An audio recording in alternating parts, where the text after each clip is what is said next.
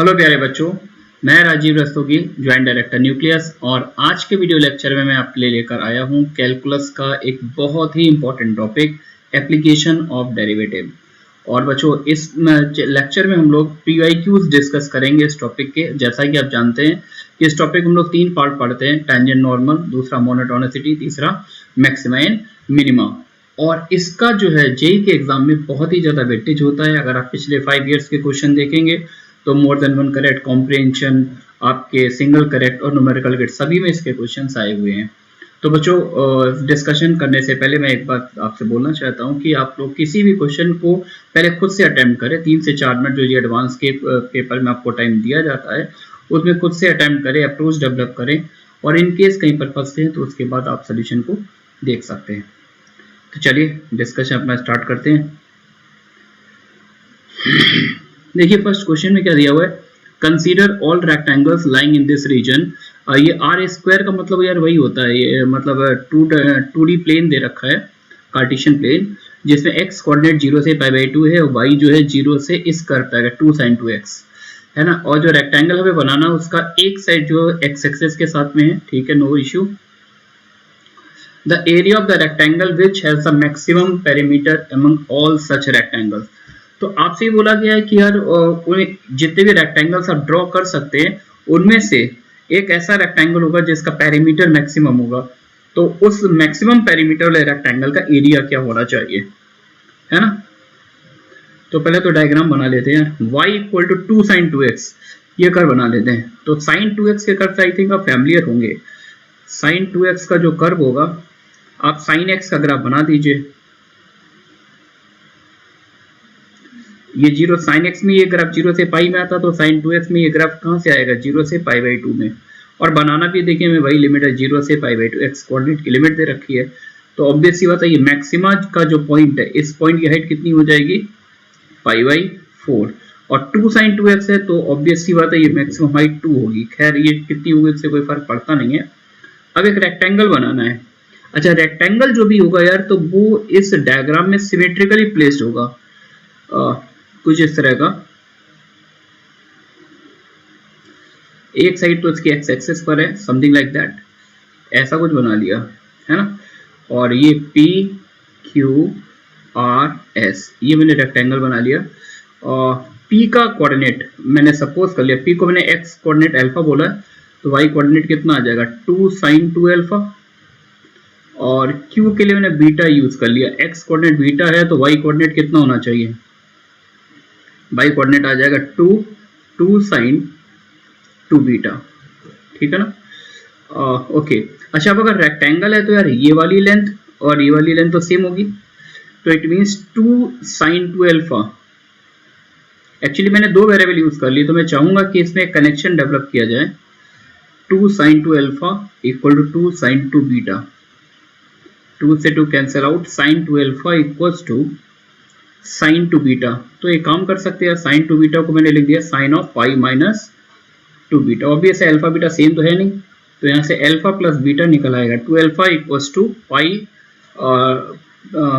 2 alpha plus 2 beta pi आ रहा, तो it means alpha plus beta अपने पास क्या आ जाएगा, π/2।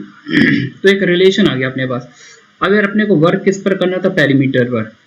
तो ये वाली साइड लेंथ, ये जो लेंथ है, विड्थ जो रेक्टेंगल की है, that is beta minus alpha, और ये 2 टाइम्स आएगी, प्लस ये जो हाइट है, हाइट कितनी है, 2 sin 2 अल्फा, और ये 2 sin 2 बीटा दोनों सेम ही होंगे, तो 4 sin 2 अल्फा। अल्फा के टर्म्स में ही लिख दिया, क्योंकि मैं चाहूंगा पेरीमीटर को अल्फा का ही फंक्शन बनाया जाए, तो ये हमारी यहाँ पे हेल्प कर देगा ये रिलेशन। तो बीटा को पुट कर देते π/2 माइनस अल्फा। बीटा को अगर π/2 माइनस अल्फा पुट करेंगे तो π/2 minus 2 alpha plus 4 times sin 2 alpha, ये फंक्शन बन गया, पेरीमीटर अल्फा का फंक्शन है, ठीक है ना। अब dp अपॉन डी अल्फा निकाल लेते हैं, मतलब वो कौन सा अल्फा होगा जिसके लिए पेरीमीटर मैक्सिमम या मिनिमम होगी। तो dp अपॉन डी अल्फा कितना आएगा, अल्फा के तरफ डिफरेंशिएट कर दिए तो -4 आ गया, प्लस 8 sin 2 अल्फा का क्या बन जाएगा, cos 2 अल्फा। और यार इसको अगर अपन 0 कर दे तो cos 2 अल्फा की वैल्यू, cos 2 अल्फा मेरे पास कितना आ रहा है, 4/8, दैट इज 1/2। और ये कॉस में कितना हो जाएगा 60 डिग्री, है ना। अल्फा जो भी लेना है वो π/4 से छोटे ही लेना, तो अल्फा π/6 आ गया अपने पास। यदि अल्फा जब π/6 अगर मैं लेता हूँ तो इट मीन दैट पैरामीटर तो मैक्सिमम होगी या फिर मिनिमम होगी। आप चाहो तो डबल डेरिवेटिव का साइन टेस्ट से कंफर्म भी कर सकते हो कि इस अल्फा पर पैरामीटर मैक्सिमम ही आएगी। तो क्या होना चाहिए यार, cos 2 alpha I think 8 into sine 2 alpha into 2, और अल्फा की ये वैल्यू अगर पुट करेंगे यहाँ पर तो साइन π/3 पॉजिटिव होता तो ये साइन निगेटिव आ जाएगा, जैसा कि मुझे लग रहा है। अब यार पढ़ा होगा यार कि अगर डबल डेरिवेटिव का साइन निगेटिव है किसी क्रिटिकल पॉइंट पर तो इट मीन्स वो मैक्सिमा का पॉइंट आएगा। तो ये कंफर्म हो गया, अल्फा इक्वल्स टू π/6 पर ये जो पैरामीटर आ रही है ये मैक्सिमम है। अब यार इनका क्वेश्चन क्या था कि जिस रेक्टेंगल का पेरीमीटर मैक्सिमम हो तो उसका एरिया बताइए। तो एरिया मेरे को बताना है, तो एरिया हो जाएगा लेंथ इंटू विड्थ। एरिया कितना होगा, विड्थ की मैं बात करूं तो बीटा माइनस अल्फा, और लेंथ की बात करूं तो ये वाली लेंथ 2 sin 2 अल्फा, ये इसकी लेंथ हो जाएगी PS, है ना। तो ऐसा कुछ लिख दिया यार। अब पहले अल्फा के टर्म में ले आते हैं, बीटा की वैल्यू यहां से रिलेशन से निकाल लो, π/2 minus 2 alpha, π/2 minus 2 alpha into 2 sin 2 alpha. अल्फा को पुट कर दो अब कितना π/6, तो π/2 माइनस π/6 पुट करो तो π/3 बन जाएगा इंटू 2 sin π/3। तो मैं इधर आ रहा हूं, तो π/2 माइनस π/3 यार ये तो होता है π/6 इंटू 2 sin π/3, आई थिंक √3 बन जाएगा, है ना। तो √3 ऐसा कोई आंसर है क्या, √3 नीचे आ रहा है, नो इश्यू। 6 को लिख दो 2 इंटू 3 और एक √3 कैंसिल कर दो, आई थिंक ये आंसर आ जाएगा। ठीक है बच्चों। अच्छा मैंने यार हाइट को इक्वल करके अल्फा बीटा में रिलेशन डेवलप किया है, कोई स्टूडेंट चाहे तो ऐसे भी डेवलप कर सकता है। देखो ये वाला लेंथ, ये LP और Q जो होंगे वो इस लाइन के रेस्पेक्ट में सिमेट्रिकली प्लेस्ड होंगे, तो ये जो डिस्टेंस है ये डिस्टेंस कितनी होगी, बीटा माइनस π/4, और ये वाली डिस्टेंस, ये दोनों डिस्टेंस सेम आएंगी। स्टूडेंट ऐसे भी सोचते, इवन करते भी है और सोचा भी होगा बच्चों ने ये। तो यहाँ से भी देखो डायरेक्टली आपको नेक्स्ट टाइम आप यही पहुंच रहे हो। ठीक है क्या, तो एक सिंपल सी प्रॉब्लम थी अपनी, जैसा हम लोग NCERT वगैरह में करते हैं। चलिए नेक्स्ट क्वेश्चन मूव करते हैं। Let f be a non-zero real number. Suppose f from R to R is a differentiable function such that, यार ये f0 है, f' 0 नहीं है, such that f0 equals to 1, है ना। ये f0 की वैल्यू दे रखी है। If the derivative f' of f satisfies this equation, f' का फॉर्मूला दे रखा है, for all x belongs to R, then which of the following statement is oblique or true, यानी one or more options। चलिए करते हैं। तो बात ये इसमें स्टार्ट लिया कैसे जाए, f' अपने पास गिवन है, f' आपके पास क्या है, fx upon b square plus X square, ये f' की डेफिनेशन दे रखी है ना। b कैसा है, b एक non zero real number, zero नहीं है तो पॉजिटिव भी हो सकता है निगेटिव भी हो सकता है। अच्छा जैसे मैं ऑप्शन देख रहा हूँ f increasing function, f decreasing function, तो यानी डेरिवेटिव का साइन टेस्ट मुझे करना पड़ेगा। और जैसा कि यहाँ पर मैं देख पा रहा हूँ यदि fx को निकालना ही पड़ेगा, क्योंकि C और D में बोला गया fx इवन फंक्शन है, C में बोला गया प्रोडक्ट बन रहा है, तो इट मीन्स इस डिफरेंशियल इक्वेशन को सॉल्व करना पड़ेगा। तो not a big deal, solve करना काफ़ी ज़्यादा आसान है, बहुत सारे इस तरह के क्वेश्चंस आपने किए ही होंगे। आई थिंक ये आपको भी स्ट्राइक करेगा। fx अगर मैं नीचे ले आऊँ बच्चों तो कुछ इस तरह का ब्यूटीफुल सीन बन रहा है यार, देखो, है ना। अब इमीडिएटली अपन क्या करेंगे, इसको इंटीग्रेट करेंगे। इंटीग्रेट कर दो यार, fx का डेरिवेटिव ऊपर प्रेजेंट है तो इसके डेरिवेटिव को आप लोग क्या बोलते हो, ln mod fx, mod domain के लिए लगा देते हैं, ln fx भी लोग बोलते हैं, नहीं मॉड इसलिए लगा देते हैं जिससे डोमेन पर कोई इफेक्ट ना पड़े। अच्छा dx upon B square plus X square, यार ये तो याद ही होता है, 1 upon B tan inverse of x upon B, और इनडेफिनेट इंटीग्रेशन कर रहे तो एक कांस्टेंट ऐड करना बनता है। अब यार c की वैल्यू निकालने के लिए ये हिंट इन्होंने दे रखी है, f ऑफ 0 इक्वल्स टू 1। तो इस इंफॉर्मेशन को अगर मैं इस स्पॉट पर यूज करना चाहूँ, मैं x को 0 डाल दूँ, है ना, तो f0 बने log 1 0 हो जाएगा, ये 0 हो जाएगा, c की वैल्यू मुझे 0 मिल गई। अच्छा C0 आ गया तो इट मीन्स हम फंक्शन को निकाल पा रहे हैं। फंक्शन एक एलिगेंट फॉर्म में आने वाला है। ln mod fx आ गया 1/b into tan inverse of x upon b। Log हटा तो एंटी लॉग ले लो, तो mod ऑफ fx क्या होगा e to the power 1/b tan inverse of x upon b, ऐसा कुछ आ जाएगा। अच्छा अगर मैं fx की बात करूं तो mod हटाएंगे तो प्लस माइनस लगेगा 1/b tan inverse of x upon b। ठीक है ना बच्चों। अब यार ये देखना पड़ेगा कि साइन अपन कौन सा लेंगे, प्लस लेंगे या माइनस लेंगे। तो फिर से यार ये जो कंडीशन दे रखी है f0 इक्वल्स टू 1, इसी की हेल्प ले सकते हैं। x को 0 डालेंगे, e पर 0 1 आ रहा है ना, तो यहाँ पर प्लस साइन लिया जाएगा।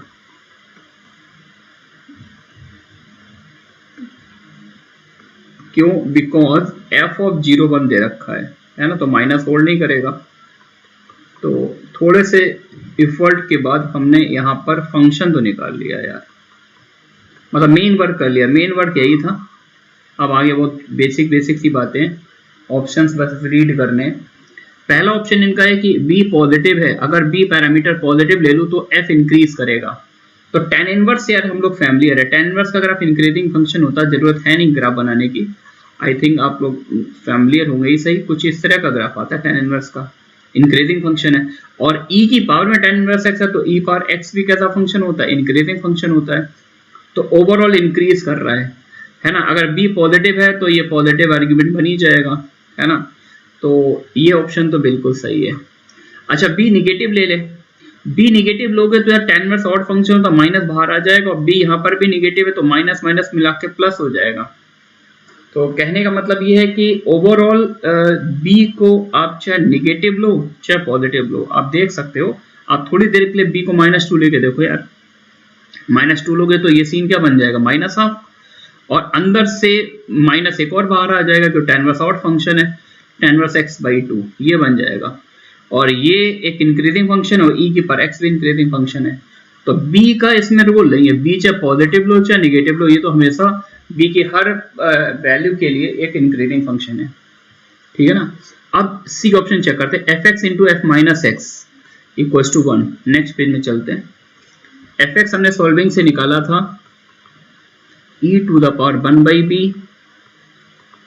tan inverse of x/b। अगर इसी में अपन x को -x से रिप्लेस कर दें तो f ऑफ -x, यह tan इनवर्स ऑड फंक्शन है, तो ये कुछ इस तरह का सीन बन जाएगा। अब देख लो, दोनों का मल्टीप्लाई कर लो, fx into f of -x e की power 0 that is equals to 1। ठीक है ना। अब यार इन्होंने एक ऑप्शन और पूछा है कि fx minus f of -x equals 0, यानी एक बोल रहे हैं कि fx एक इवन फंक्शन है। तो लग रहा है ये इवन फंक्शन है। क्या ये नंबर इसके इक्वल आ रहा है? नो, ना तो यार ये इवन है ना ही ऑड है, क्योंकि माइनस मतलब माइनस जो एक्सपोनेंट में अपीयर हो रहा है, तो ये तो नीनो टाइप का फंक्शन हो गया, नाइदर इवन नॉर ऑड।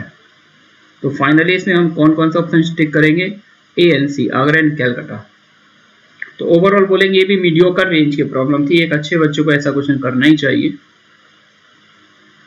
चलिए नेक्स्ट 2017 में देखिए किस तरह की प्रॉब्लम आई है। cos 2x cos 2x मतलब एक डिटरमिनेंट दिया हुआ है fx। अब ये ऑप्शन इन्होंने बनाया f dash x equals to 0 at exactly 3 point minus pi से पाई।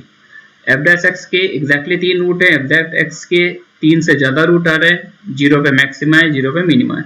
तो सबसे पहली जॉब आई थिंक आप यही करेंगे कि सर पहले तो इसको एक्सपेंड कर लो, है ना। एक्सपेंड करने का फंक्शन आएगा, फिर देखेंगे डेरिवेटिव क्या बनता है। बोलो यार, ऐसे ही सोचोगे क्या? चलिए करते हैं expanding along the first row. First row के अलोंग एक्सपेंड कर देते हैं। तो cos 2x इंटू ब्रैकेट के अंदर देखो क्या बन रहा है scene, cos square X plus sine square X. तो यार ये तो बन गया। आगे बढ़ते हैं, माइनस cos 2x, कॉलम गया रो गया, तो ये सीन मेरे को दिख रहा है minus cos square X minus cos square plus sine square. Check करते रहना यार, कोई मिस्टेक ना हो जाए, कि मिस्टेक की रिकवरी होती नहीं है यार वीडियोज में, हो जाती है तो हो ही जाती है। बताने वाला कोई होता नहीं, क्लास में एडवांटेज ये रहता बच्चा बोल देता सर ये गलत लिख दिया आपने। साइन 2x इंटू, अब क्या बोलोगे, मेरे ख्याल से minus sine x cos x, एक साथ ही लिख देता हूँ, -2 sine x into cos x, ठीक है ना, देख लेना यार। अब देखो यार ये तो 1 बन गया, और माइनस अगर मैं कॉमन ले लूँ यहाँ पर तो ये भी कुछ तो बन ही रहा है, माइनस कॉमन ले लिया तो cos 2x और into cos 2x, cos square 2x बन गया, माइनस साइन 2x, और ये भी sign 2x, minus sine square 2x। तो ये तो काफी ब्यूटीफुल पिक्चर बन गई fx की, बहुत ही एलिगेंट फॉर्म यहाँ पर मुझे दिख रही है। इसको अपन cos 4x बोल सकते हैं यार। बोलो बच्चों आगे क्या। तो अब इनका क्वेश्चन ये है कि फंक्शन का 0 पे मैक्सिमा आ रहा है, मिनिमा आ रहा है, तो डेरिवेटिव की बात कर लेते हैं। F dash x, cos 2x का डेरिवेटिव क्या बोलते हो, -2 sin 2x, और cos 4x का -4 sin 4x। इसमें कुछ तो कॉमन में ले लूंगा यार, -2 sin 2x और sin 4x को लिख दो क्या, 2 sin 2x cos 2x। चलिए ऊपर फ्री स्पेस में चलते हैं, कुछ तो कॉमन मिल ही रहा है, -2 sin 2x मैंने कॉमन ले लिया, -2 sin 2x कॉमन लिया तो बचेगा क्या, 1 + 4 cos 2x, ऐसा कुछ बच रहा है, ठीक है ना।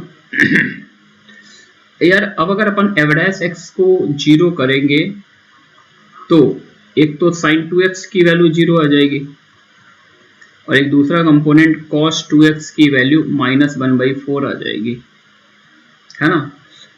x दे रखा है -π से π, तो sin 2x 0 होगा, sin 2x की रेंज क्या आ जाएगी, -2π से 2π, है ना, तो 2x की रेंज आ जाएगी -2π से 2π। तो 2x जिस समय आपका -π बनेगा उस समय 0 होगा, मतलब 2x वैसे डाल दो, जनरल सोल्यूशन चाहो तो लिख सकते हो nπ/2, सॉरी 0 है ना, nπ, तो x की वैल्यू आ जाएगी nπ/2, है ना। nπ/2, तो n की एक वैल्यू 0 आ जाएगी, एक वैल्यू 1, एक वैल्यू -1, तो -π/2 0 π/2, तो 3 पॉइंट पर तो डेरिवेटिव बच्चों यहीं से 0 हो रहा है। और cos 2x -1/4 है, तो cos का अगर मैं रफली ग्राफ बनाऊं, एग्जैक्टली निकालूं डेरिवेटिव कितने पॉइंट पर 0 हो रहा है, तो वो भी दिख ही जाएगा।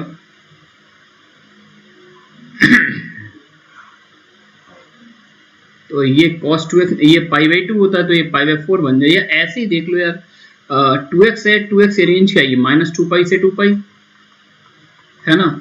और cos का जो फंक्शन होता है वो कोई भी पॉजिटिव वैल्यू 2 बार लेता है 0 से 2π में, और कोई भी नेगेटिव वैल्यू 2 बार लेता है जो -1 से 1 के बीच की है। तो -1/4 हाइट पर अगर आप ग्राफ बनाएंगे तो देखो आई थिंक 0 से 2π, x है -π से π, तो 2x कहाँ से कहाँ तक हुआ, -2π से 2π, है ना। तो -2π से 2π जाओगे तो पॉजिटिव में भी रूट्स आएंगे, है ना, और नेगेटिव में भी रूट आएंगे। तो एक बात तो क्रिस्टल क्लियर है कि रूट जो है 3 रूट तो यहीं से आ रहे थे, तो ओवरऑल कुछ यहाँ पर मुझे कुछ ज्यादा से रूट दिख रहे हैं। 0 से 2π में 0 से 2π लोगे, सॉरी x को 0 से π लोगे तो ये 0 से 2π चला जाए, तो 2 रूट राइट में आ जाएंगे, 2 रूट लेफ्ट में, तो 4 रूट नियर अबाउट तो मुझे इसी के दिख रहे हैं, 3 इसके दिख रहे हैं, तो 3 से ज्यादा रूट आएंगे, ये तो क्रिस्टल क्लियर। अब 0 पे डिस्कस करना मैक्सिमा आएगा या मिनिमा। तो अब अगर हम लोग 0 के जस्ट आगे, 0 पर डेरिवेटिव 0 है, 0 के आगे देखते हैं, तो ये तो हमेशा पॉजिटिव रहेगा ही रहेगा। 0 के आगे देखो चाहे पीछे देखो, यहाँ पे 0 के आगे साइन पॉजिटिव होगा लेकिन बाहर निगेटिव साइन है, तो बाहर ये निगेटिव आएगा, है ना, और 0 के पीछे जाएंगे साइन निगेटिव देगा, ये भी निगेटिव है, तो ये पॉजिटिव, तो 0 is the point of maxima. Positive से नेगेटिव साइन चेंज हो रहा है डेरिवेटिव का। यहाँ पर बात किसकी कर रहा है, sine of F dash X, F dash X के साइन की बात की जा रही है। तो 0 पे बच्चों क्या आ जाएगा, मैक्सिमा, ठीक है ना। चलिए मूव करते हैं नेक्स्ट प्रॉब्लम पर। नेक्स्ट प्रॉब्लम, ये थोड़ी सी अच्छी प्रॉब्लम है। For every twice differentiable function f from r से -2 से 2 with f0 square plus f dash 0, एक ही बार प्लस है यार, f0 square plus f dash 0 का square equals to 85, which of the following statement is oblique और true. तो यहाँ पर फंक्शन डायरेक्टली नहीं दिया है, फंक्शन में बस इतना बोला गया जो भी फंक्शन है वो ट्वाइस डिफरेंशिएबल है, पहला क्लू। दूसरा क्लू, फंक्शन की जो रेंज आ रही है वो -2 से 2 के अंदर आएगी, इसके बियॉन्ड कोई भी नंबर फंक्शन की रेंज इंक्लूड नहीं होगा, दूसरी इंफॉर्मेशन। और तीसरी information f0 square plus f dash 0 का स्क्वायर, ये 85 है। फंक्शन डायरेक्ट नहीं दिया, लेकिन टुकड़ों टुकड़ों में, पीसेस में आपको इंफॉर्मेशन दे रखी है। अब इस पर इनका एक बहुत ही शानदार क्वेश्चन है, इनका 4 ऑप्शन इन्होंने बनाए, तो अपन 1 by 1 इसको डिस्कस करते हैं बहुत प्यार से। पहला option, there exist r, s belongs to r where r less than s such that f is 1 1 on the open interval r, s। तो ये कह रहे हैं कि ऐसे 2 पॉइंट नंबर लाइन पे मिलेंगे सच दैट कि फंक्शन जो होगा उस ओपन इंटरवल में 1 1 होगा, फंक्शन उस ओपन इंटरवल में 1 1 होगा। तो अब आप ये सोचो यार कि ऐसा कभी भी ट्रू कब नहीं होगा, उल्टा सोचो। अगर आप डायरेक्ट सोचोगे, डायरेक्ट स्ट्रेट सोचोगे तो हो सकता है थोड़ा सा सोचने में टाइम लगे। मुझे ऐसी सिचुएशन का आंसर दो, ऐसा फंक्शन बताओ जो ट्वाइस डिफरेंशिएबल भी हो और नंबर लाइन के किसी भी छोटे से छोटे इंटरवल में कभी भी 1 1 ना हो। एक ऐसा फंक्शन का एग्जांपल दो जो ट्वाइस डिफरेंशिएबल हो और जिसका ग्राफ किसी भी माइनर से छोटे इंटरवल में कभी भी 1 1 ना हो। सीधी बात, फंक्शन कांस्टेंट होना चाहिए। अगर फंक्शन कांस्टेंट है तो ट्वाइस डिफरेंशिएबल भी है और हर पॉइंट पे उसका डेरिवेटिव 0 आ जाएगा, तो ग्राफ रिपीट करेगा, कहने का मतलब 1 1 नहीं होगा। इसके अलावा अगर जरा सा भी इंक्रीज कर गया ग्राफ, यानी अगर फंक्शन ग्राफ इतना सा भी इंक्रीज कर गया, तो यार मैं छोटा सा इंटरवल ले लूंगा ना जिसमें बोल दूंगा यार ये 1 1 है ना। तो देखो वो कैसे ट्रू हो रहा है। f0 स्क्वायर, मैं कंडीशन से ही चलता हूं, f0 square plus f dash 0 square, ये 85 गिवन है ना। अच्छा, फंक्शन की रेंज का भी इसमें यूज है, फंक्शन रेंज -2 से 2 के अंदर आ रही है, तो f0 का जो भी स्क्वायर होगा, this square can not go beyond 4 के बियॉन्ड नहीं जा सकता। अब अगर ये 4 के बियॉन्ड नहीं जा सकता, इसका मतलब f0 स्क्वायर जो होगा, f डैश 0 का जो स्क्वायर होगा वो या तो 81 होगा या फिर 81 से बड़ा होगा।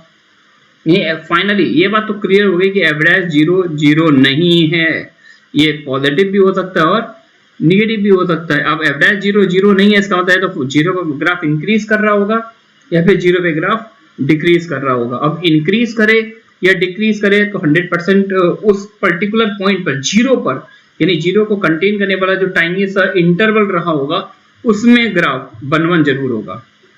आ रही बात समझ में? क्योंकि ये 1 1 कब आप इंश्योर नहीं कर पाते, अगर f डैश 0 की वैल्यू 0 आ जाती तो फिर अपन कह नहीं सकते 1 1 होगा नहीं होगा। लेकिन f डैश 0 अगर 0 नहीं है, मान लो अगर f डैश 0 पॉजिटिव है तो ग्राफ 0 पे इंक्रीज कर रहा है, 0 पे इंक्रीज कर रहा है तो ऑब्वियसली कोई ना कोई छोटे से इंटरवल में 1 1 जरूर होगा।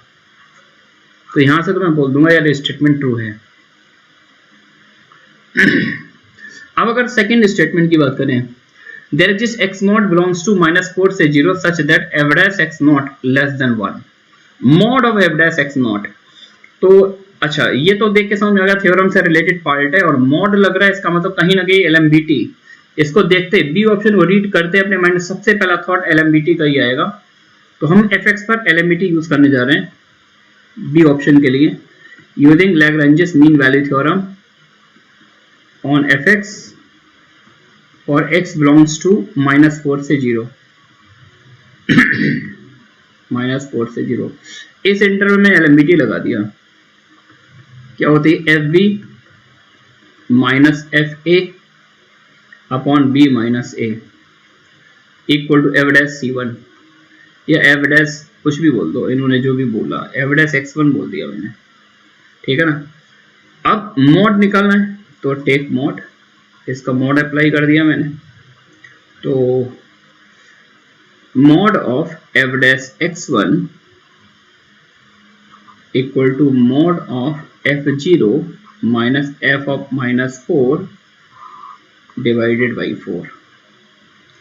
अब यार ये देखो फंक्शन की रेंज, फिर से देखो इस इनपुट का मतलब इस इंफॉर्मेशन का बहुत ही अच्छा यूज है क्वेश्चन में। फंक्शन के अंदर कुछ भी डालो लेकिन उसका जो आउटपुट आएगा वो -2 से 2 के अंदर ही आएगा। तो 0 पर फंक्शन की वैल्यू क्या होगी, -4 को पर क्या होगी गॉड नोज, मुझे नहीं पता। लेकिन इतना तो मैं बोल ही सकता हूँ कि कोई भी 2 पॉइंट पर फंक्शन की वैल्यू जो है का डिफरेंस जो होगा वो 4 के बियॉन्ड नहीं जाएगा। मान लो f02 ले लूं, वर्स्ट केस f02 ले लूं और f -4 -2 ले लूं, तो ये 4 उस केस बन सकता है, लेकिन ये 4 के बियॉन्ड कभी भी नहीं जाएगा। यानी ये जो भी डिफरेंस रहेगा दैट इज ऑलवेज लेस और इक्वल टू 4। और अगर ये 4 से छोटा है तो ऑब्वियसली ये जो स्टेटमेंट लिखा है उन्होंने, यानी कम से कम एक पॉइंट ऐसा जरूर होगा जहां पर f'(x1) का जो मैग्नीट्यूड है that can not go beyond 1। तो भाई साहब डी ऑप्शन भी मैंने चेक कर लिया, ठीक है ना। अब रही बात सी ऑप्शन की, limit extending to infinity f(x) equal to 1। Function की इन्फिनिटी पर लिमिटिंग वैल्यू 1 आएगी। तो बड़ा सरप्राइजिंग सा ऑप्शन यार ये बना दिया। जब फंक्शन ही नहीं पता है तो मैं कैसे बताऊंगा कि इन्फिनिटी पर फंक्शन की वैल्यू क्या आ रही है। या तो ऐसा कोई यूनिक फंक्शन हो जो इस इक्वेशन तो खैर कुछ नहीं दे रखी होती है, एक छोटा सा information f0 square plus f'0 का स्क्वायर 85 है। यहाँ से फंक्शन तो निकाल नहीं सकते, इम्पॉसिबल सा टास्क है। किसी पॉइंट पर अगर वैल्यू दे रखी है फंक्शन की तो वहां से फंक्शन डिटरमिन करना अपने बस की बात नहीं है।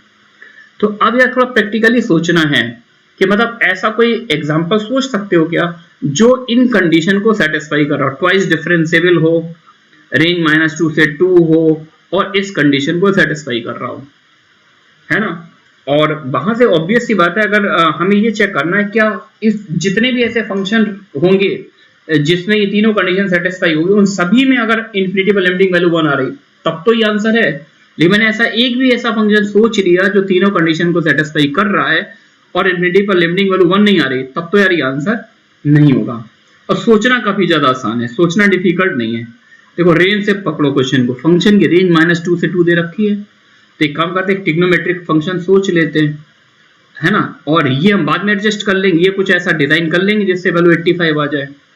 तो -2 से 2 है तो मैंने 2 sin kx ले लिया, लेट कर लेट, है ना। 2 क्यों लगाया वो तो समझ ही रहे हो, साइन की रेंज -1 से 1 होती है, 2 ले लेंगे तो रेंज आ गई -2 से 2, ट्वाइस डिफरेंशिएबल तो होता ही है साइन। तो दो कंडीशन में सेटिस्फाई करा ली। अब k मैंने इसलिए चिपकाया यार क्योंकि मुझे तीसरी कंडीशन भी तो सेटिस्फाई करानी है। अब देखो जरा यहां से f'(x) निकालो, f'(x) आ जाएगा 2k cos kx, है ना। और अब अगर f0 square plus f'0 square की अगर मैं आपसे बात करूं तो f'0 cos 0 तो 1 हो जाएगा, तो ये 4k स्क्वायर बन जाएगा। और f0 कितना है, sin 0 0 होता है, ये 85, तो k मेरे पास आ गया, k स्क्वायर है 85/4, k आ गया √85/2, है ना बच्चों। इट मीन्स अगर मैं इस तरह का फंक्शन डिजाइन कर दूं, कौन सा, 2 sin √85/2 इंटू x, तो ये सारी कंडीशन सेटिस्फाई कर रहा है जो क्वेश्चन में गिवन है। देख लो यार तुम लोग, स्टार्टिंग वैसे ही करेंगे -2 से 2 है सबसे अच्छा भाई यार, साइन कॉस टाइप का कुछ फंक्शन सोच लो। f'(x) अच्छा ट्वाइस डिफरेंस है ही सही, और k मैंने इसलिए चिपकाया था क्योंकि ये जो तीसरी कंडीशन है इसको भी सेटिस्फाई कर जाए। इस तरह क्वेश्चन मेरा देखा हुआ है पहले भी कहीं पर आ चुका है यूएस वगैरह में, तो देखा हुआ सीन प्रॉब्लम है बस एग्जैक्टली यही था। वहां पर f0 का स्क्वायर प्लस f'0 के स्क्वायर की वैल्यू 4 दी हुई थी, और उसके बाद ये इन्होंने जो जिसने भी आईटी के प्रॉफ ने क्वेश्चन को सेट किया उसने ऑप्शंस खुद से बनाए, और ये सीन प्रॉब्लम है। ये वाली कंडीशन जो दे रखी ना f alpha plus f'(α0 f'(α0) equal, ये प्रॉब्लम उसमें आई थी किसी कॉम्पिटिशन में चलिए तो k तो निकाल लिया मैंने। अब भाई साहब अगर मैं आपसे बात करूं limit extending to infinity f(x), आपको सर नॉनसेंस, साइन इन्फिनिटी पे कहां पर टर्मिनेट होता है गॉड नोज, समझ में आया क्या। तो ये तो ऑस्किलेटरी फंक्शन एग्जिस्ट नहीं करेगा, तो सी ऑप्शन रॉन्ग हो गया। अब चलते हैं डी पार्ट, ये एक्चुअली ओरिजिनल पार्ट था, 3 ऑप्शन जो बनाए हैं ये उस प्रॉफ ने डिजाइन किए क्वेश्चन को देखकर। There exist alpha belongs to -4 से 4 such that f alpha plus f' alpha 0 होगा, लेकिन f' अल्फा 0 नहीं होगा। कहने का मतलब है -4 से 4 के बीच में एक ऐसा रियल नंबर एग्जिस्ट करेगा जहां पर ये सम तो 0 आएगा लेकिन डेरिवेटिव 0 नहीं होगा। तो देखिए ये कैसे अपन सोच सकते हैं। तो ये जो इंफॉर्मेशन, थर्ड इंफॉर्मेशन गिवन, इसको देखकर मैंने एक फंक्शन डिजाइन किया, let hx equals to F square X plus F dash X का स्क्वायर, ये फंक्शन डिजाइन कर लिया, ठीक है ना। अच्छा अब ये हमने डिजाइन कर लिया। अब अगर मैं इसके डेरिवेटिव की बात करूं, क्योंकि डेरिवेटिव की यहाँ पर बात की भी जा रही है, तो एच डैश एक्स निकालूंगा तो क्या आएगा, 2f(x) into F dash x plus 2f(x) into F double dash x. अगर मैं 2f(x) कॉमन ले लूं, 2f(x) कॉमन ले लूं तो ये क्या बन जाएगा, fx plus F double dash x, ये आ जाएगा। तो इनका कहना है -4 से 4 के बीच में ऐसा एक पॉइंट एग्जिस्ट करेगा सच दैट जहां पर ये सम तो 0 होगा लेकिन ये 0 नहीं होगा, है ना। अब ये इंश्योर कैसे करेंगे, तो देखिए जरा यहाँ पर जो मैंने h फंक्शन डिजाइन किया उसकी 0 पर वैल्यू 85 दे रखी है। ये जो मैंने h फंक्शन डिजाइन किया है, अगर मैं पूछूं what is the value of h0, तो 0 पर वैल्यू तो 85 दे रखी है, ठीक है ना। अच्छा एक और काम, एक इंफॉर्मेशन ये है कि एक बार हमने ये कर रखा था कि एवरेज एक्स नॉट 1 से छोटा होगा, -4 से 0 में कम से कम एक ऐसा पॉइंट जरूर मिलेगा जहां पर डेरिवेटिव की value can not go beyond 1, है ना। तो अगर हम h की वैल्यू उस पॉइंट पे निकाले, h ऑफ x1 निकाले, तो हो जाएगा f ऑफ x1 का whole square plus F dash x1 का होल स्क्वायर। और ये x1 वही पॉइंट है जहां पर F dash lesser equal to 1 था, तो ये 1 से छोटा होगा। फंक्शन की किसी भी पॉइंट पे वैल्यू 4 से छोटी होगी, तो h ऑफ x1 जो होगा 5 से छोटा आ गया। देखते रहिएगा, 0 पर फंक्शन की वैल्यू h, जो मैं नया फंक्शन डिजाइन किया है, 0 पर उसकी वैल्यू 85 है, x1 पर इसकी वैल्यू 5 या उससे छोटी है। अच्छा अब यहां पर एक थोड़ा सा थॉट डेवलप करना पड़ेगा। मैंने LMBT -4 से 0 में लगाई, मुझे ये रिजल्ट मिल गया, एक पॉइंट ऐसा मिला जहां पर डेरिवेटिव की वैल्यू 1 से छोटी है। जरा सोचो अगर मैंने LMBT, क्योंकि ये जो इंटरवल -4 से 0 नहीं है, -4 से 4 है, ध्यान देना, बहुत ही अच्छी प्रॉब्लम आई थी ये जेई में। तो अगर हम लोग LMBT लगाएं फॉर 0 से 4, तो उसमें भी तो यार एक पॉइंट ऐसा मिलेगा जहां पर उसका derivative can not go beyond 1 होगा, है ना। तो उस पॉइंट मैंने x2 बोले, सेम है जैसे हमने उस पार्ट में किया था। अब अगर हम लोग इस इंफॉर्मेशन को यहां पर यूज कर ले, h ऑफ x2 निकाले, तो वो भी कैसा आएगा, देखो एफ स्क्वायर x2, फंक्शन की x2 पर वैल्यू प्लस उसके डेरिवेटिव की, और ये x2 पॉइंट पर डेरिवेटिव कैसा 1 से छोटा है, ये 4 से छोटा है, तो ये ओवरऑल 5 से छोटा हो गया, है ना। अब जरा थोड़ा समझना, ये 0 है, ये -4 है, ये 4 है, यहाँ कहीं -4 से 0 में x1 मिल रहा है और 0 से 4 के बीच में x2 मिल रहा है ना।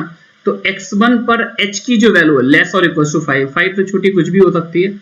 x2 पर भी जो h फंक्शन ने डिजाइन किया उसकी वैल्यू 5 से छोटी है, लेकिन 0 पर जो वैल्यू आ रही है, 0 पर वैल्यू, ये देखो ऊपर फर्स्ट लाइन, 0 पर फंक्शन वैल्यू 85 आ रही है ना। तो अब ग्राफ कैसे ट्रेवल कर सकता है, हो सकता है कि ग्राफ यहां से यहां तक जाएगा, 0 मतलब इस पॉइंट से इस पॉइंट तक जाएगा, हो सकता है कि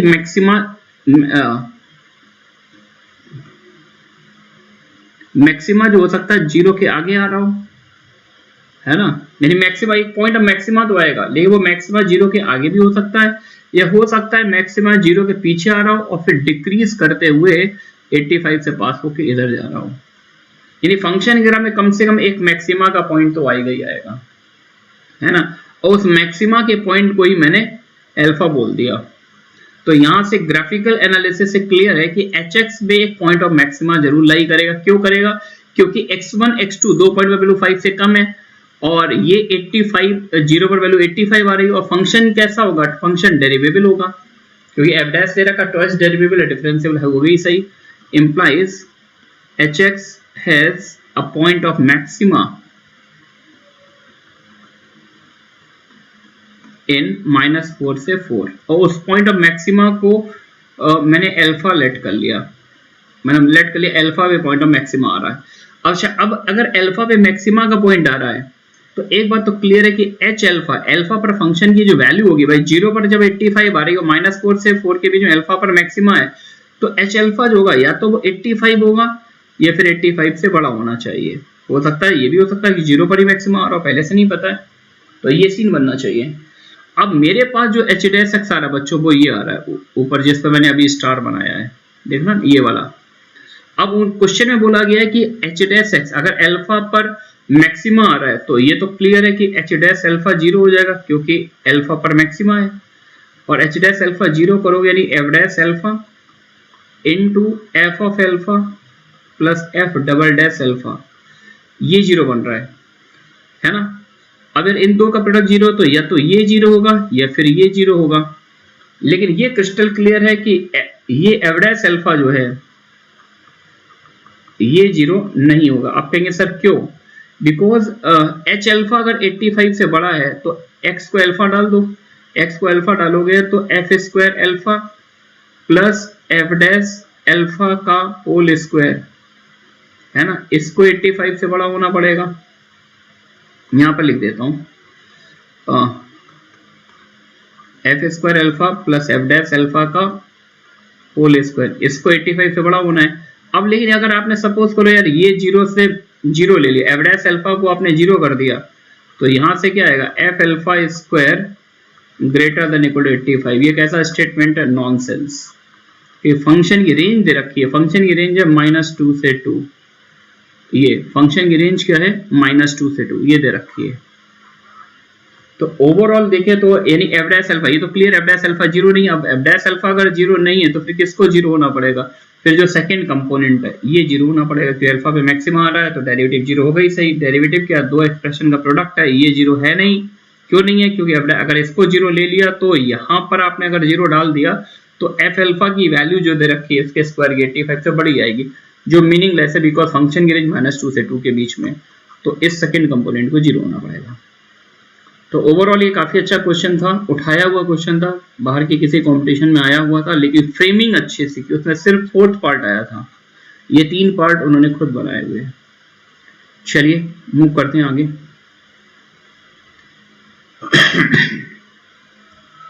Let f from r to 0 to 1 be a continuous function, then which of the following function have the value 0 at some point in the interval?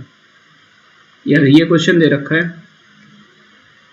Function की रेंज, इंफॉर्मेशन क्या है? फंक्शन की जो रेंज आएगी वो 0 से 1 के अंदर आएगी, फंक्शन कंटिन्यूअस है f।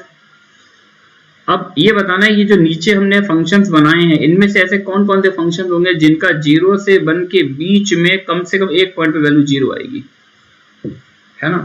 तो यार हम लोग एक थ्योरम पढ़ते थे IVT, इंटरमीडिएट वैल्यू थ्योरम, उसमें ये स्टेटमेंट यही होता था कि अगर फंक्शन किसी इंटरवल में कंटिन्यूअस है और एंड पॉइंट पे साइन अपोजिट आ जाए, मान लो जैसे कोई कंटिन्यूअस फंक्शन है ना, 0 से 1 में, 0 पे वैल्यू पॉजिटिव आ जाए 1 पे नेगेटिव आ जाए तो ग्राफ कंटिन्यूअस है। तो जब ग्राफ 0 से 1 तक ट्रैवल करेगा तो कम से कम एक पॉइंट पे तो कट जरूर लगाएगा। तो बस हमें यही देखना है कि इनमें चारों ऑप्शन में से हम उस ऑप्शन को टिक कर देंगे जिसमें 0 1 पर एक्सप्रेशन का साइन अपोजिट आएगा। तो चलिए पहले को चेक कर लेते हैं। तो इसको थोड़ी देर पहले मैंने gx कॉल किया, let gx equals to e power x minus 0 to x e power x ft sin t dt, है ना। अच्छा जब मैं x को 0 से 1 डालूंगा, 0 पर तो इसकी वैल्यू 1 आएगी और 1 पे इसकी वैल्यू क्या आ जाएगी? 1 से 1 पर इसकी वैल्यू e आ जाएगी। तो एक तरह से ये 1 से e के बीच मूव करेगा 0 से 1 में। लेकिन आप जब इन्होंने अंदर जो फंक्शन लिया है e पर x नहीं है यार, यहाँ पर सॉरी, अंदर जो फंक्शन लिया ft इंटू साइन टी है और इंटीग्रेशन लिमिट है 0 से x, और ये x खुद ही 0 से 1 के अंदर है। फंक्शन की रेंज देखो, फंक्शन की रेंज किसके अंदर होगी? 0 से 1, यानी ये 1 से छोटा होगा, और साइन की वैल्यूज भी 1 से छोटी होती है 0 से 1 के बीच में, तो पूरे प्रोडक्ट की वैल्यू 1 से कम है ना। और इंटरवल की जो विड्थ दे रखी है वो भी 1 से कम है, 0 से 1 भी मान के चलो आप। तो और अगर मैं इस पूरे प्रोडक्ट को भी 1 मान लूं थोड़ी देर के लिए, और तो विड्थ हर पॉइंट वैल्यू 1 है और इंटरवल की विड्थ भी 1 है, तो पूरे प्रोडक्ट की यानी ये पूरे इंटीग्रेशन से जो एरिया आएगा वो 1 के बियॉन्ड कभी जा ही नहीं सकता है। अच्छा, ये एरिया हम निकाल नहीं सकते क्योंकि ft जो है एक तरह से अननोन फंक्शन, फंक्शन गिवन नहीं है, तो यहाँ पर इस तरह के ऑब्जर्वेशन से ही हम लोग आंसर निकालेंगे। बहुत ही बेसिक, बहुत ही एलिमेंट्री क्वेश्चन है ये। तो यहाँ इस तरह के ऑब्जर्वेशन को आपको थोड़ा सीखना पड़ेगा कि फंक्शन की रेंज 0 से 1 है, साइन टी भी 0 से 1 होगा तो पूरे प्रोडक्ट की वैल्यू 1 से छोटी रहेगी। और अगर इसका एरिया अंडर द कर्व निकाले यानी 0 से 1 में एक ऐसा ग्राफ बना लें जिसकी हाइट 1 से कम हो, मान लो मैंने 1 ही बना लिया यार, 1 ही बना लिया, अब ये रेक्टेंगल बन जाएगा, है ना, और रेक्टेंगल क्या स्क्वायर ही बन जाएगा, 1 हाइट ले लेंगे तो स्क्वायर बन जाएगा, तो इसका एरिया मैक्सिमम केस में 1 आएगा, है ना, तो ये 1 आएगा, लेकिन ये तो 1 से हमेशा ही बड़ा है तो ये तो हमेशा पॉजिटिव आएगा, इसका कोई रूट नहीं मिलेगा, है ना। दूसरा चेक कर लेते हैं, x to the power 9 minus F X, तो एक बार x को 0 डाल दो तो माइनस f0 आ गया। 0 पर फंक्शन की वैल्यू, फंक्शन की जो भी वैल्यू आएगी 0 से 1 के अंदर आएगी, यानी हर पॉइंट वैल्यू पॉजिटिव आएगी, तो f0 तो पॉजिटिव आएगी सही, और बाहर निगेटिव लगा हुआ है तो h0 निगेटिव आ गया। एक बार x को 1 डाल दो तो 1 माइनस f1 आ गया। f1 जो होगा 1 से जस्ट छोटा ही हो सकता है, मैक्सिमम 1 के बियॉन्ड तो जा ही नहीं सकता, 1 भी नहीं हो सकता क्योंकि इंटरवल ओपन है, तो ये डिफरेंस ऑब्वियसली पॉजिटिव आएगा। तो h, ये जो फंक्शन मैंने डिजाइन किया था hx, इसकी 0 पर वैल्यू निगेटिव है, 1 पर वैल्यू पॉजिटिव है और फंक्शन कंटिन्यूअस है ही सही, तो एक रूट आएगा ही आएगा कम से कम, ठीक है ना। c की बात करें, c की भी ओरली बात कर लेते हैं, ये 0 से 1 रहेगा और ये एक पॉजिटिव नंबर है तो area under the curve positive number आएगा, तो ये तो कभी निगेटिव हो ही नहीं सकता, ये हर x पर पॉजिटिव वैल्यू देगा। डी ऑप्शन, डी ऑप्शन अगर मैं चेक करूं, इसको मैंने ux बोल दिया, let ux equal to x minus integral 0 to pi by 2 minus x into F T cos T D T. u0, x को 0 डाल दो यार, माइनस 0 से पाई by 2 F T cos T D T. अच्छा, 0 से पाई बाई 2 में कॉस पॉजिटिव रहता है, एफ टी भी पॉजिटिव है तो पूरा फंक्शन पॉजिटिव है, 0 से पाई बाई 2 में एरिया भी पॉजिटिव आएगा लेकिन बाहर साइन निगेटिव है, तो मैं तो बोलूँगा ये एक निगेटिव नंबर आएगा। u अब 1 निकालोगे तो x को 1 पुट करेंगे तो 1 माइनस 0 से पाई by 2 minus 1 F T cos T D T. अच्छा, एफ टी कॉस टी की वैल्यू 1 से हमेशा छोटी रहेगी क्योंकि f 0 से 1 के बीच में अगर हम बात करें तो 1 से छोटा रहेगा और cos भी 1 के बियॉन्ड जाता ही नहीं है तो 1 से छोटा रहेगा। अच्छा, ये जो इंटरवल की अपर लिमिट है पाई बाई 2 माइनस 1, पाई बाई 2 की वैल्यू होती है 1.57, उसमें 1 सब्ट्रैक्ट करो तो नियर अबाउट 0.57 या 0.6 भी मान लो, तो 0 से 0.6 तक का एरिया निकालना है। अगर हम इस पूरे को 1 भी ले लें तो जो रेक्टेंगल बनेगा उसका एरिया 0.6 आएगा, मतलब ये अप्रोक्सीमेटली वर्स्ट केस में 0.6 के आसपास हो सकता है जिस समय एफ टी कॉस टी, मतलब F T cos T product को 1 ले लिया जाए, तो दिख ही रहा है यार, मतलब पॉजिटिव आ ही रहा है। तो 0 पे निगेटिव वैल्यू आ रही है, 1 पे पॉजिटिव आ रही है, बहुत ही सिंपल ऑब्जर्वेशन है, ऐसा भी नहीं कि बहुत अच्छा क्वेश्चन है, बहुत ही बेसिक बच्चों वाला क्वेश्चन है। तो बी एंड डी 2 ऑप्शंस आ जाएंगे, ठीक है ना। ये देखिए, ये थोड़ा सा अच्छा क्वेश्चन था। एफ एक्स दे रखा है sign pi x upon x square, x positive है, पॉजिटिव एक्स में हमें इसका ग्राफ बनाना है। x1 x2 xn ये क्या है, मैक्सिमा के पॉइंट है, y1 y2 yn ये क्या है, मिनिमा के पॉइंट है इस फंक्शन के। अब उसी पर क्वेश्चन है यार इनका कि मैक्सिमा मिनिमा किस तरह से, किस पर मैक्सिमा आएगा किस पर मिनिमा, मैक्सिमम पॉइंट के बीच के डिस्टेंस। अच्छा, यहाँ पर एक मिस्टेक है यार, ये माइनस कर लेना। चलिए, तो मैक्सिमा मिनिमा सर्च करना है तो डेरिवेटिव से चलते हैं, एफ डैश एक्स निकाल लो, क्वेश्चन 2 लगाओ, क्या आएगा, denominator into derivative of numerator, sine pi X का डेरिवेटिव क्या बोलोगे, pi cos pi X minus numerator derivative of denominator X square का क्या आएगा 2x upon X to the power 4, ये आ जाएगा डेरिवेटिव। अब इसकी एनालिसिस करनी है कि मुझे मैक्सिमम मिनिमा वाले पॉइंट निकालने हैं। अच्छा एक x तो मुझे दिख रहा है न्यूमरेटर से और डिनोमिनेटर से कैंसिल हो रहा है, तो सीन मुझे कुछ ऐसा दिखता, pi x cos pi x cos pi x, एक x कैंसिल कर ही दिया था मैंने, -2 साइन पाई एक्स, और नीचे एक x कैंसिल हो गया अपॉन एक्स क्यूब, ठीक है ना। ठीक है। अच्छा मैक्सिमा मिनिमा के लिए मैंने इसको जीरो कर दिया, मुझे पता करना है कहाँ पे मैक्सिमा है कहाँ पे मिनिमा है।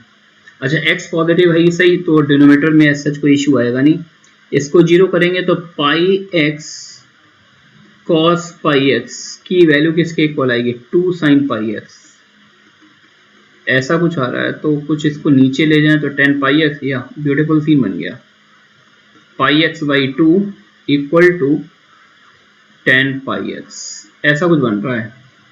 तो मतलब इसके जो सोल्यूशंस होंगे 10 pi x equal to pi x by 2, ये एक्चुअली मैक्सिमा और मिनिमा के पॉइंट होंगे, ठीक है ना।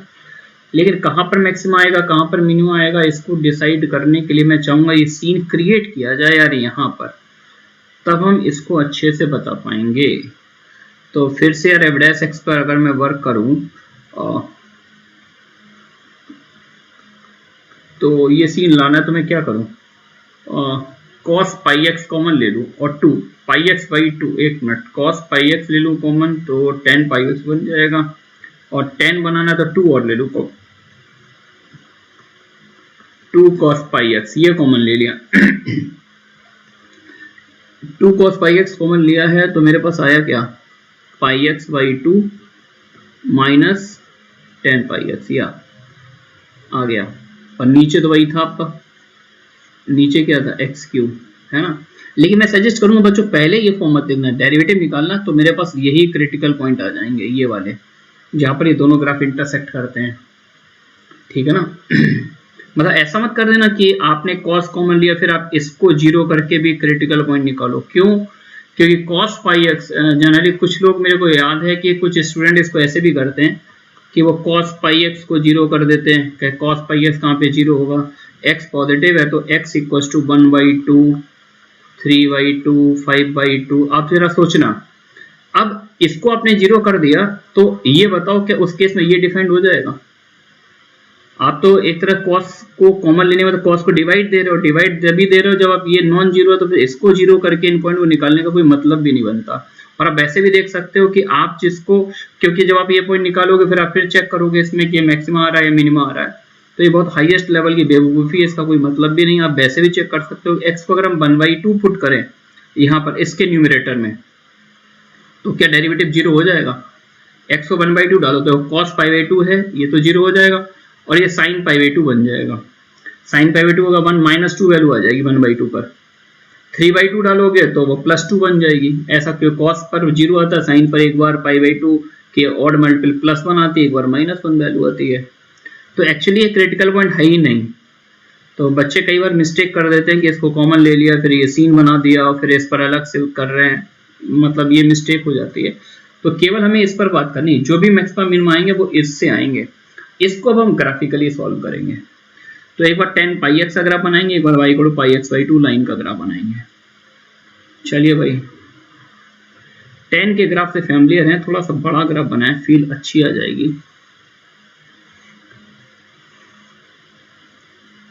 10 में जो एसिम्पटोट्स आते हैं वो पाई/2, 3π/2, थोड़ा सा अच्छा बनाएंगे और फील आएगी, 5π/2, और ये कुछ ज़्यादा ही बना लिया मैंने, है ना।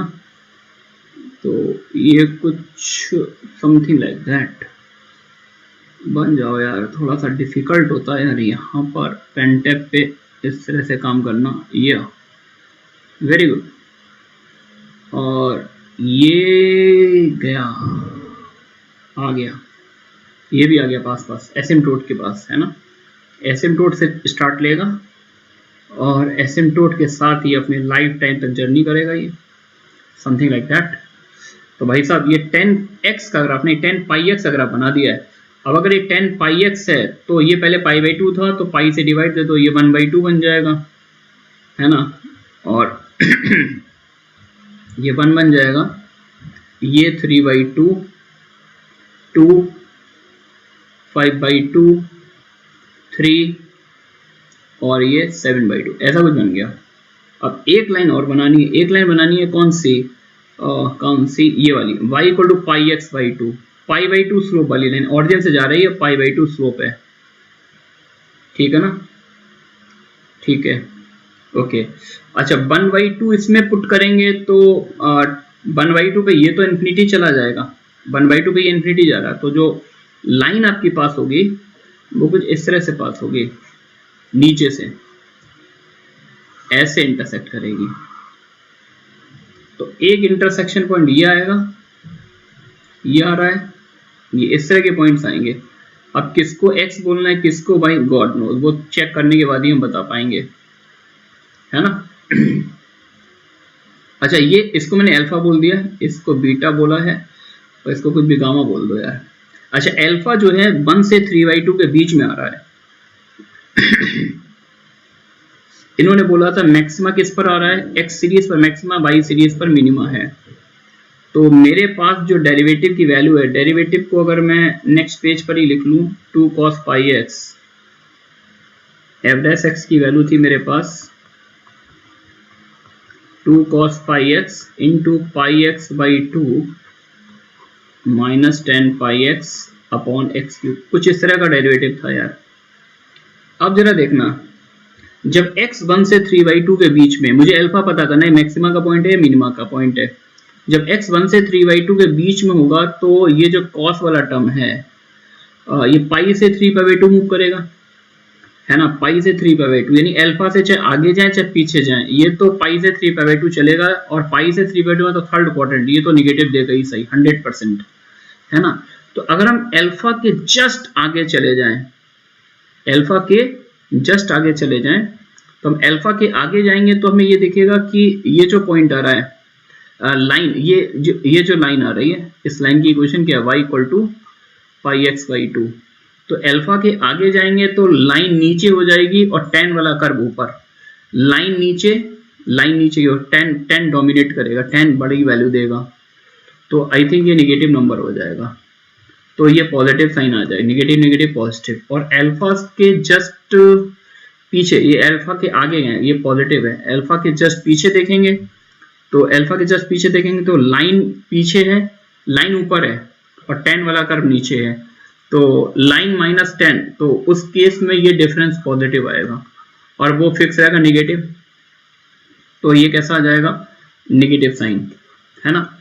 तो जो मैंने अल्फा पॉइंट बनाया था, यहाँ पर डेरिवेटिव 0 है, और अल्फा के आगे डेरिवेटिव का साइन पॉजिटिव है, और अल्फा के पीछे निगेटिव, यानी अल्फा पर क्या आएगा, मिनिमा, ये मिनिमा का पॉइंट है। और मिनिमा को इन्होंने y सीरीज बोला है, यानी अल्फा को मैं y1 बोल दूंगा, अल्फा क्या बन जाएगा, y1, और ये मिनिमा है तो डेफिनेटली फिर ये क्या आएगा, मैक्सिमा, मैक्सिमा क्यों आएगा, ये 2 से 5/2 है, ये 2 से 5/2, जब x 2 से 5/2 मूव करेगा तो जो पाई x है ये 2 पाई से 5/2 मूव करेगा, तो cos उस केस में हमेशा कैसा रहेगा, सेकंड केस की बात कर रहा हूँ, cos उस केस में हमेशा पॉजिटिव रहेगा, और cos पॉजिटिव रहेगा, और उस बार में जब बीटा से पहले देखेंगे तो लाइन ऊपर होगी, कर्व नीचे होगा, तो डिफरेंस पॉजिटिव आएगा, है ना। तो बीटा की अगर बात करें, बीटा पर भी डेरिवेटिव 0 है, और बीटा 2 से 5/2 में, यानी जो एफ डैश था, ये जो एफ डैश, एक बार फिर से लिखता हूं, 2 cos pi x into pi x by 2 minus 10 pi x upon x cube, ठीक है ना। तो ये हमेशा कैसा रहेगा, पॉजिटिव, क्योंकि फर्स्ट क्वाड्रेंट ही आ जाएगा, और बीटा के आगे देखेंगे तो tan ऊपर है, tan वाला कर्व ऊपर लाई कर रहा है ना, और लाइन नीचे है, तो डिफरेंस कैसा आएगा, निगेटिव आ जाएगा, tan ऊपर है ना, तो बीटा, और ये एक पॉजिटिव एक निगेटिव, तो इसके बाद तो निगेटिव साइन आ रहा है, और इसके पहले देखेंगे तो लाइन ऊपर आ जाएगी, कर्व नीचे आएगा, तो उस केस में ये डिफरेंस का साइन है वो पॉजिटिव आ जाएगा, यानी ओवरऑल पॉजिटिव हो जाएगा, और ओवरऑल पॉजिटिव होगा तो ये मैक्सिमा का पॉइंट हो गया, बीटा मैक्सिमा का पॉइंट हो गया, तो बीटा को हम लोग क्या बोल सकते हैं, x1, ठीक है ना। तो अल्फा बन गया y1, यानी अल्फा के प्लेस पर आप y1 लिख दो, और बीटा के प्लेस पर आप x1 लिख दो, ठीक है ना। तो ये निकल आया। अच्छा, y1 जो आ रहा है वो 1 से 3/2 के बीच में आ रहा है, और x1 जो आ रहा है वो 2 से 5/2 के बीच में आ रहा है। ठीक है, अब इनके ऑप्शन चेक कर लेते हैं। तो इन्होंने बोला था x1 x2 x3 भी ऑल ऑफ लोकल मैक्सिमम, ये लोकल मिनिमम। ठीक है, ये तो हमने देख ही लिया था। अच्छा, xn minus yn greater than 1 for every n, तो इनको जनरलाइज भी करना है। अच्छा, एक मिनिमा, ये जो गामा आया है, ये गामा भी वही होगा यार, 3 से 7/2 है, और 3 से 7/2 मतलब 3 पाई, फिर से ये निगेटिव आ जाएगा, यानी एक तरह से ये y2 आ जाएगा। ठीक है ना, तो पहला y1 इस रेंज में आ रहा है और y2 किस रेंज में आ रहा है, वो 3 से 7/2, यानी कितना ऐड कर दिया, ये इसमें 2 ऐड कर दें और इसमें भी 2 ऐड कर दें, तो इसका मतलब 2 का गैप आ रहा है। तो बाई n का अगर मुझे जनरल सोल्यूशन निकालना है, तो इसमें 1 और 3/2 दो बाउंड्री दे रखी है, 2n ऐड कर दो। बाई 1 से 3/2 है, आ रही है बात समझ में। तो n को अगर मैं बाई 1 निकालू, 2n माइनस 2 ऐड कर दूं, हाँ 2n minus 2 plus 1, 2n minus 2 plus 3/2। तो जब मैं n को 1 डालूंगा तो 1 से 3/2, n को 2 डालूंगा तो 2 to the 4 माइनस 2, 2 प्लस 1 3, वही आ जाएगा। हाँ, तो बाई n इस रेंज में आ रहा है ना। और xn की रेंज निकालेंगे, xn तो x1 की रेंज ये दे रखी है, तो 2n माइनस 2 ऐड कर दो इसमें, 2n माइनस 2 प्लस 2 और 2n माइनस 2 प्लस 5/2। तो xn की रेंज क्या आ जाएगी, ये 2n से 2n प्लस हाफ, 2n से 2n प्लस हाफ। ठीक है, xn की रेंज आ रही है 2n से 2n plus half for every n। ये चेक हो गया। अच्छा, अब यार ये चेक करना था xn प्लस 1 माइनस xn, मतलब कोई भी दो कंसेक्यूटिव मैक्सिमा के बीच का गैप 2 से बड़ा होगा, इसमें बोल रहे हैं, और एक मैक्सिमा और एक मिनिमा के बीच का गैप 1 से बड़ा होगा। और ये बोल रहे हैं पहले मैक्सिमा आएगा फिर मिनिमा। खैर ये तो गलत हो गया कि पहले मिनिमा आ रहा है, पहले y आ रहा है फिर x आ रहा है। तो अब ये देखना ये 1 से बड़ा होगा क्या, कोई भी दो कंसेक्यूटिव मैक्सिमा मिनिमा के बीच का गैप। तो ये थोड़ा सा इंटरेस्टिंग है, बच्चे पूछते हैं सर इसको कैसे जज करेंगे। तो बहुत ही सिंपल सी ट्रिक है यार, आप ऐसे देखो, ग्राफ पर देखना बहुत ध्यान से। अगर मैं एक x एक्सिस के पैरेलल एक हॉरिजॉन्टल लाइन बनाऊं उस पॉइंट से जहां पर ये रूट बाई 1 मिल रहा है, ये x एक्सिस पैरेलल बनाया मैंने, तो ये tan वाले कर्व को 2 पॉइंट पे कट करेगा, है ना। और ये tan वाला कर्व है कौन सा, tan पाई x, और इसका पीरियड कितना है 1। तो ये हाइट और ये हाइट, ये दोनों हाइट सेम होगी, दोनों हाइट सेम होगी, तो ये लेंथ, ये वाली लेंथ कितनी होगी 1 होगी, ऑब्वियस सी बात है। तो tan पीरियोडिक फंक्शन उसका पीरियड पाई होता है, तो tan पाई x का पीरियड 1 होगा। तो सेम हाइट पर अगर हम हॉरिजॉन्टल लाइन बनाएंगे तो ऑब्वियस सी बात है ये गैप 1 आएगा। अगर ऑब्लिक लाइन बनाएंगे तो फिर ऑब्वियस सी बात है ये गैप, ऑब्वियस सी बात है उससे 1 से ज्यादा ही तो आएगा यार, क्योंकि पॉजिटिव स्लोप की लाइन बना रहे हैं। पॉजिटिव स्लोप की लाइन बनाएंगे तो गैप 1 से बड़ा आएगा, और निगेटिव स्लोप की अगर मैं ऐसे लाइन बनाता तो फिर ये गैप 1 से छोटा आता। तो यहाँ से क्रिस्टल क्लियर है कि x1 माइनस y1 ये 1 से बड़ा होगा, और x1 माइनस y1 ही नहीं, x2 माइनस y, क्योंकि पिक्चर पीरियोडिक है तो वो हर जगह होल्ड करेगी, x2 माइनस y2 भी 1 से बड़ा होगा। और इस तरह से अगर हम कोई दो कंसेक्यूटिव मिनिमा की बात करेंगे तो जब ये गैप 1 से बड़ा है और ये भी 1 से बड़ा है तो वो 2 से बड़ा आ जाएगा। आ रही है बात समझ में।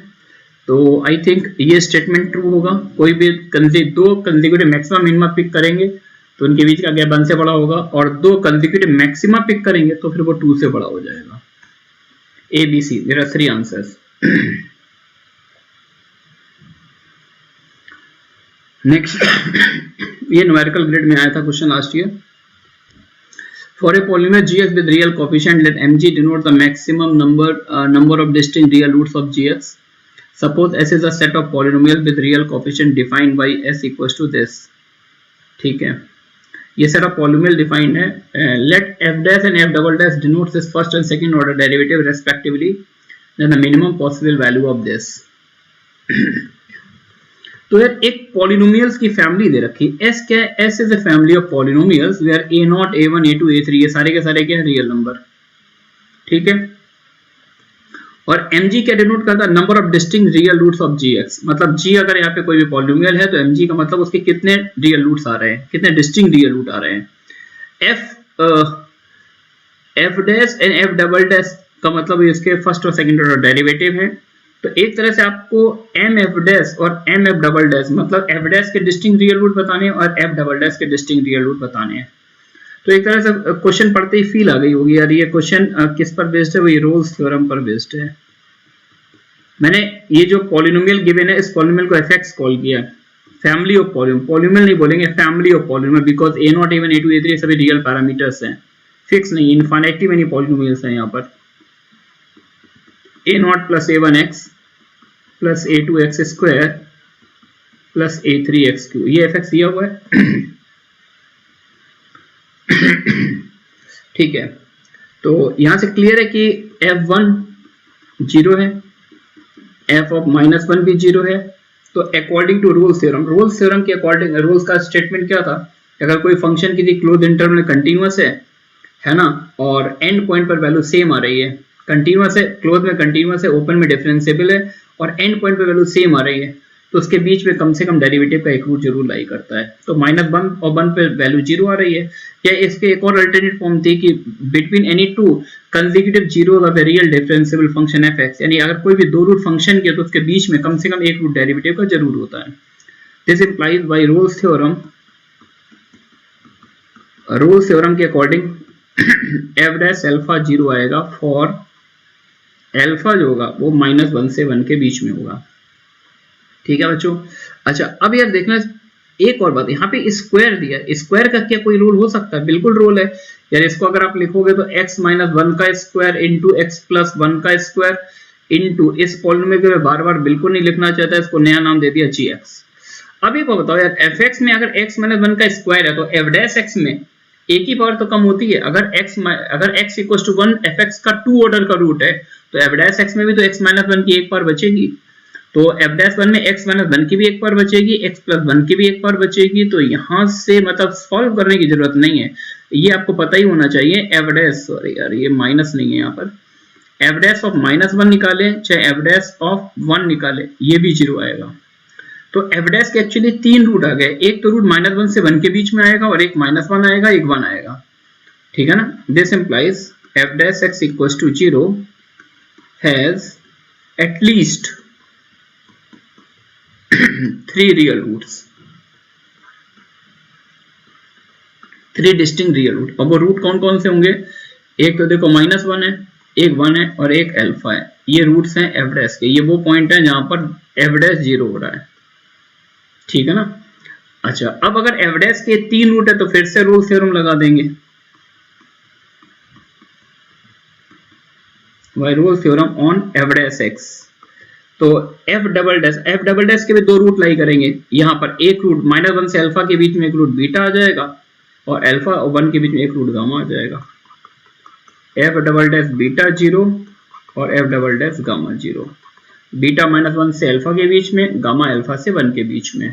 तो डबल डेरिवेटिव के कम से कम 2 रूट आएंगे। अच्छा आप कुछ लोग सोच रहे होंगे सर आप इनकी तो बात ही नहीं कर रहे हो, तो यार यहाँ पर देखो हमेशा मिनिमम की बात की जाएगी, कभी एग्जैक्ट हम बता ही नहीं सकते जब तक हमें पॉलिनोमियल नहीं पता। वो डिपेंड करेगा पॉलिनोमियल पर, a0 a1 a2 a3 में ऐसे कांस्टेंट सेट कर सकता हूँ जिसमें रूट ज्यादा भी हो सकते हैं आपके, समझ में आया क्या? लेकिन हमें मिनिमम बताना है, यानी जो वो डेटा बताना है जो 100% ट्रू होगा, समझ में आया क्या? तो f डैश के हमने 3 रूट देखे थे, f डबल डैश के 2, तो फाइनली टोटल इन दोनों का टोटल अगर बात करूं तो टोटल कितने रूट आ जाएंगे, 5। चलिए बच्चों नेक्स्ट प्रॉब्लम पे चलते हैं। तो a cylindrical container is to be made from a certain solid material with the following constraint. It has a fixed inner volume b mm3, has a 2 mm thick solid wall and is open at the top. तो यार वही story है, काफी लंबी से पढ़ लीजिए कि एक सिलिंड्रिकल कंटेनर बनाना है ना, और जिसका इनर वॉल्यूम फिक्स्ड है। इनर वॉल्यूम का मतलब उसका स्पेस, उसमें कितना अमाउंट हमें भरना है वो फिक्स है, उसका इनर वॉल्यूम v फिक्स है। और जो हम अपन कंटेनर बना रहे हैं उसकी वॉल की जो थिकनेस है वो 2 मिलीमीटर है और ओपन एट द टॉप, यानी ओपन टॉप पर वो ओपन है, उस पर कोई ऐसा कवर नहीं है। The bottom of the container is a solid circular disc of thickness 2 mm and is of the radius equal to the outer radius of the container. और जो सिलेंड्रिकल कंटेनर का जो बेस है वो एक सर्कुलर डिस्क है जिसकी thickness 2 millimetre है. Okay, no issue. If the volume of the material used to make the container is minimum when the inner radius of the container is 10 mm, then the value of this. कह रहे हैं कि जिस metal से हम लोग, जिस material से हम लोग कंटेनर बना रहे, अगर उसका हम चाहते हैं वॉल्यूम मिनिमम हो जब वो रेडियस 10 मिलीमीटर, यानी उसका कहने का मतलब है कि जिस समय हम इनर रेडियस को 10 मिलीमीटर लेते हैं, एट द टाइम जो होता है वो मटेरियल का वॉल्यूम वो मिनिमम होता है. Then what is the value of this, है ना. यानी R इक्वल्स टू दिस पर, R इक्वल टू दिस पर मटेरियल का वॉल्यूम मिनिमम है, ये इंफॉर्मेशन दिया है, तो V की वैल्यू बतानी है. तो चलिए करते हैं यार. तो ये भी कुछ एनसीईआरटी टाइप की प्रॉब्लम. इससे पहले एक और प्रॉब्लम भी आई थी जेई में, आई थिंक 2013 या 14 में थी. वो भी एनसीईआरटी से उठाई हुई प्रॉब्लम थी कि एक शीट थी जिसके चारों कॉर्नर से 4 स्क्वायर कट कर लिए गए और फिर उसको फोल्ड करके वो ओपन टॉप बना दिया है, ओपन बॉक्स बनाया है.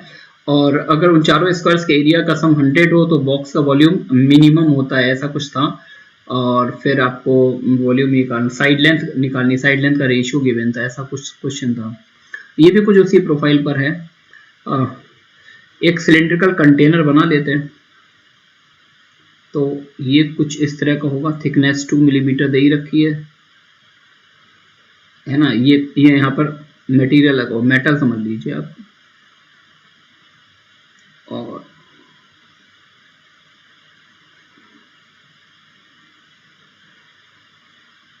ये कुछ सर्कुलर डिस्क होगी,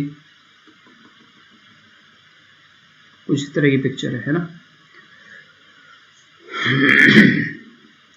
तो अगर हम जो मेटल लग रही है उसके वॉल्यूम को V तो नहीं बोलूंगा, उस मटेरियल को मैं M से कॉल कर रहा हूं.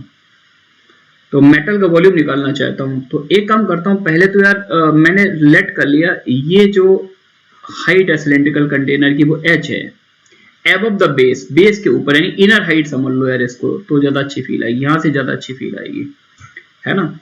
तो पहले तो जो कर्व सरफेस एरिया में मेटल लग रही उसका वॉल्यूम निकालना है. तो इसको अपन ऐसे करें, एक आउटर सिलेंडर, इनर रेडियस तो r मान के चलो, इनर रेडियस क्या है r.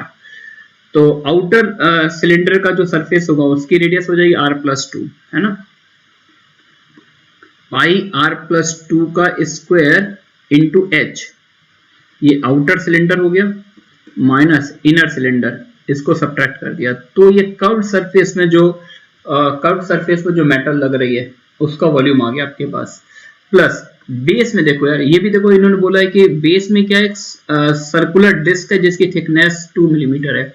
तो सर्कुलर डिस्क को आप एक तरह से एक सिलेंडर, छोटे सिलेंडर, थिन सिलेंडर की फॉर्म में मान सकते हैं, है ना. थिन सिलेंडर मतलब उसकी थिकनेस बहुत कम है. जैसे 5 रुपये का जो कॉइन चलता था पहले हम लोग के टाइम पर, आप लोग के टाइम में बहुत पतला चलता, मोटा कॉइन चलता था. तो अगर मैं उसका वॉल्यूम पूछूं तो आप कहेंगे सर वो तो एक बहुत छोटा सा सिलेंडर की तरह उसको ट्रीट कर सकते हैं. अच्छा, उसकी रेडियस कितनी होगी, रेडियस जो होगी आउटर रेडियस, देखो मेंशन किया है इन्होंने. तो पाई इंटू r+2 का स्क्वायर इंटू हाइट, हाइट बहुत कम होगी, हाइट कितनी होगी 2 मिलीमीटर इंटू 2, ये मेटल आ गई, ठीक है ना. अच्छा, अब इन्होंने एक कंस्टेंट ये डाल दिया था कि इनर वॉल्यूम फिक्स चाहिए. तो इनर वॉल्यूम का फॉर्मूला क्या होगा, पाई r² h. वो इसलिए डाल दिया कि वेरिएबल हम लोग सिंगल में कन्वर्ट कर पाए. h की वैल्यू आ गई V/πr². तो जो मटेरियल लग रहा है वो मैं चाहूंगा उसको हम लोग V के टर्म पे लिखें. तो पाई तो मैंने ले लिया कॉमन, r+2 का square minus r² into h की वैल्यू डाल दी मैंने यहां से V/πr² plus 2 pi into r+2 का होल स्क्वायर. तो यार ये देखो कितना आएगा, r² प्लस r+2 का स्क्वायर माइनस r². तो r² से r² कैंसिल हो जाएगा, बचेगा 4r + 4 into V/πr² plus 2 pi into r+2 का होल स्क्वायर. ऐसा कुछ आ रहा है ना. तो pi into pi V into 4r है. एक मिनट, पाई तो कैंसिल हो ही रहा है यार, पाई कैंसिल कर दो, थोड़ा डाइल्यूट और हो जाएगा। अब थोड़ा सा केयरफुली कैलकुलेशन करना है। एक आर अगर मैं कैंसिल कर दूं, एक आर इससे कैंसिल कर दिया तो 4v बाई आर है ना, plus 4b by R square plus 2 pi into R plus 2 का होल स्क्वायर, ये कुछ आ रहा है मेरे पास।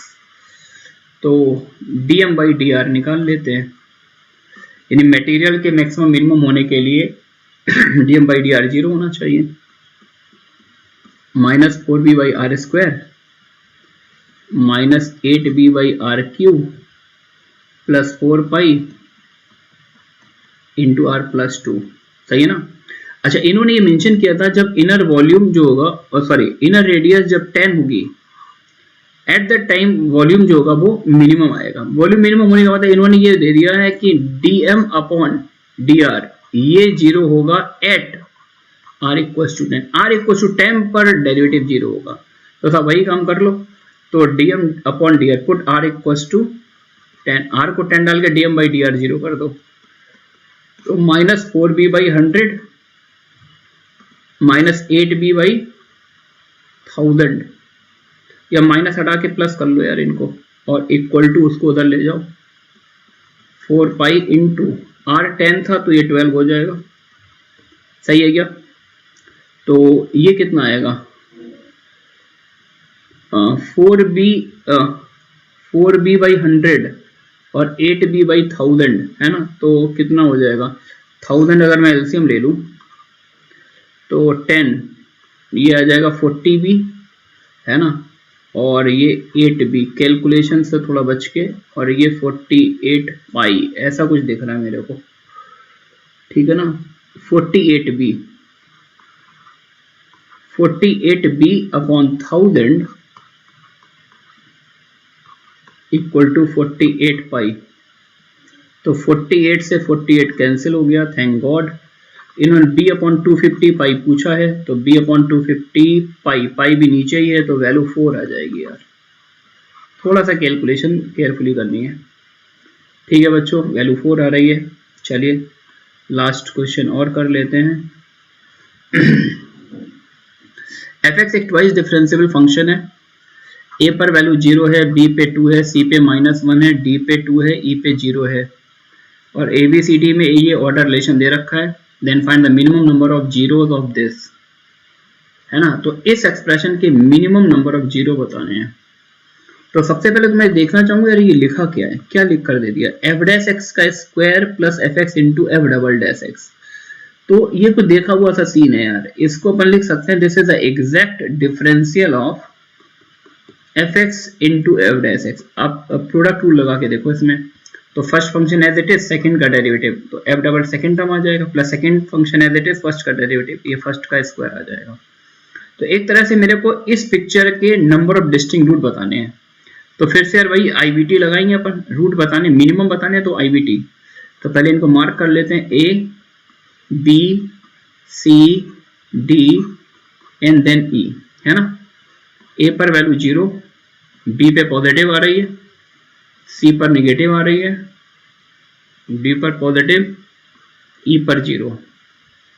तो अगर हम रफली ग्राफ बनाए AC में बनाए तो कुछ ऐसा आएगा यार, समथिंग लाइक दैट, है ना। तो एक रूट A पर आ रहा है, एक B से C में आ रहा है, एक C से D में आ रहा है, एक E पे आ रहा है, तो fx के 4 रूट आ रहे हैं। fx के कितने रूट आ रहे हैं, 4।